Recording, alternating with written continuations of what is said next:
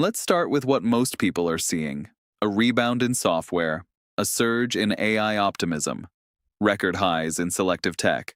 But that's only half the story, because beneath the surface, something deeper is happening. Capital is rotating, not away from AI, but away from pure digital exposure toward tangible economic leverage.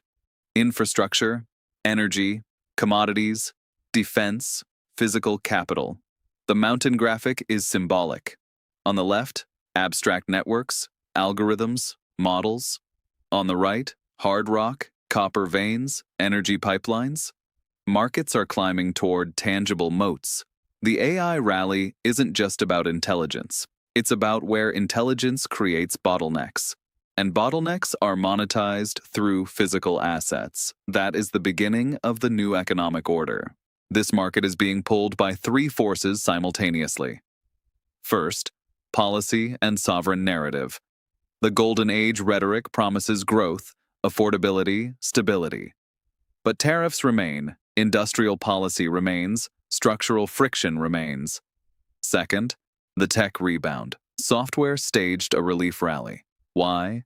Because markets realized something important. AI will not wipe out legacy platforms overnight. The collapse narrative was overextended. Third, the halo rotation. Capital is moving toward assets that cannot be obsoleted by code. And fourth, global momentum. Asia breaking records, hardware suppliers surging, copper rising. This isn't noise. This is regime transition. Stability is being sought in physical exposure. Let's unpack the political layer. The rhetoric says, America is back, energy dominance, low mortgage rates, end of wars. But tariffs were confirmed at 10%. Markets feared 15%. Why does this matter? Because tariffs are inflationary at the margin. They increase friction, they raise costs, they distort supply chains. Markets reacted calmly. That calm is revealing. It tells us that inflation risk is not fully gone, but growth optimism is partially priced. The bigger message: markets are no longer shocked by tariffs. They are adapting. Industrial policy is becoming normalized. Let's look at what actually moved. Thomson Reuters, plus 111%, FactSet, plus 6%, Salesforce, plus 4.5%, Software ETF, plus 2%. This is not euphoria. This is repricing of extinction risk. The AI kills all SaaS thesis assumed foundation models would bypass legacy platforms. But enterprises don't operate that way. Large firms need orchestration layers, integration, compliance, workflow control. AI does not eliminate complexity. It often increases it. And complexity benefits incumbents. This rally tells us something subtle. Markets are shifting from AI replaces software to AI enhances enterprise software. That's a very different valuation framework. This is one of the most important structural ideas in this deck. AI foundation models sit at the bottom, Anthropic, OpenAI, other AI engines, but they do not directly manage enterprise data flows. Incumbents do. Banks, HR systems, wealth managers, ERP platforms. They become the orchestration layer. They manage AI. They integrate models. They ensure compliance. They control workflows. That's power. And power is sticky. The disruption risk remains. But the catastrophic wipeout scenario is increasingly unlikely. This is why the relief rally had conviction. NVIDIA is no longer a stock. It's a macro instrument. Bull case, demand is overwhelming. Data center revenue dominant, margins near 75%. Hyperscaler capex enormous. Bear case, what if capex peaks? What if hyperscalers overbuild? What if inference chips commoditize? What if China scales domestically? The real risk is not collapse. The real risk is deceleration. When growth is plus 70%, maintaining that pace becomes mathematically difficult. The market is not afraid of NVIDIA missing. It is afraid of NVIDIA guiding lower. Because NVIDIA is the anchor of AI sentiment. And AI sentiment anchors broader tech multiples. This is the core theme. Halo, heavy assets, plus low obsolescence. Think about that. If AI disrupts code, what assets survive? Energy grids, pipelines, mines, semiconductor fabs, defense infrastructure, physical networks. AI cannot replace copper. AI cannot mine lithium. AI cannot power a data center without electricity. The market is shifting from high-growth intangible to high-capital intensity tangible. This is not anti-AI. This is AI second-order positioning. The first-order trade was chips and software. The second-order trade is infrastructure and energy. That's a regime shift. Now let's zoom into competitive strategy. Meta buys inference chips from AMD. AMD grants Meta warrants. Warrants activate if AMD stock hits $600. This creates alignment.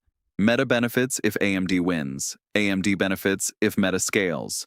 This mirrors OpenAI and NVIDIA structures. It's ecosystem capitalism. This is no longer just hardware sales. It's strategic capital formation. The goal, break NVIDIA's pricing power, diversify compute supply, reduce long-term AI cost inflation. This is industrial strategy inside capital markets.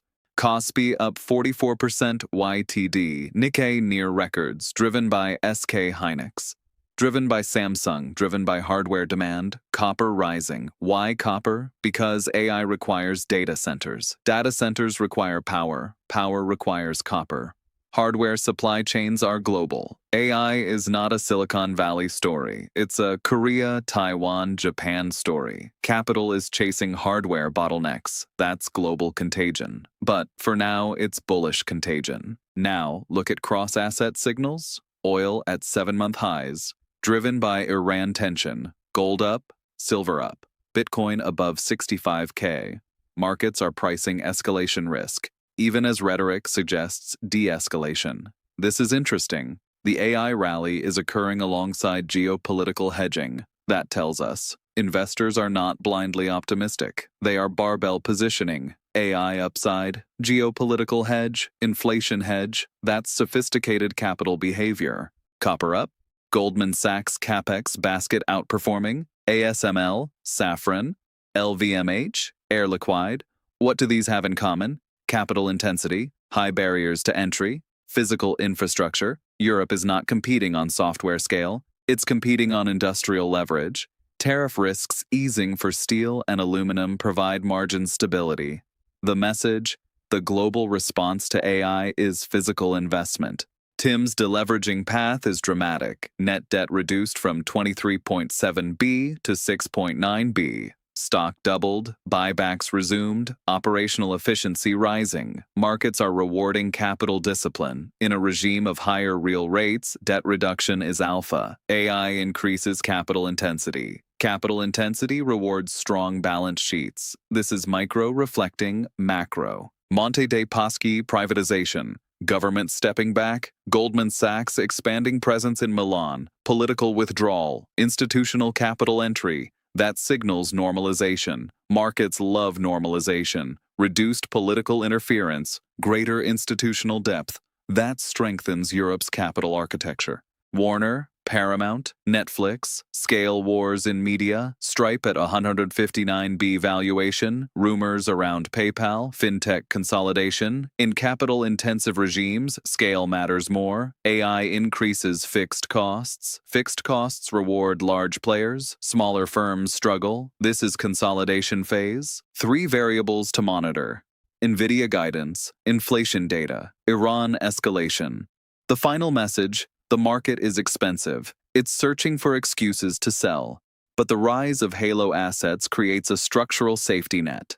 Tangible assets are the hedge against intangible volatility. The AI narrative is not collapsing. It is maturing, and capital is repositioning accordingly. This is not a tech bubble replay. This is capital redistributing across layers of the AI stack, from code to chips to power to copper to pipelines. The relief rally was step 1. The halo rotation is step 2. The regime shift is step 3. And the investors who understand the full stack will be positioned ahead of the next leg.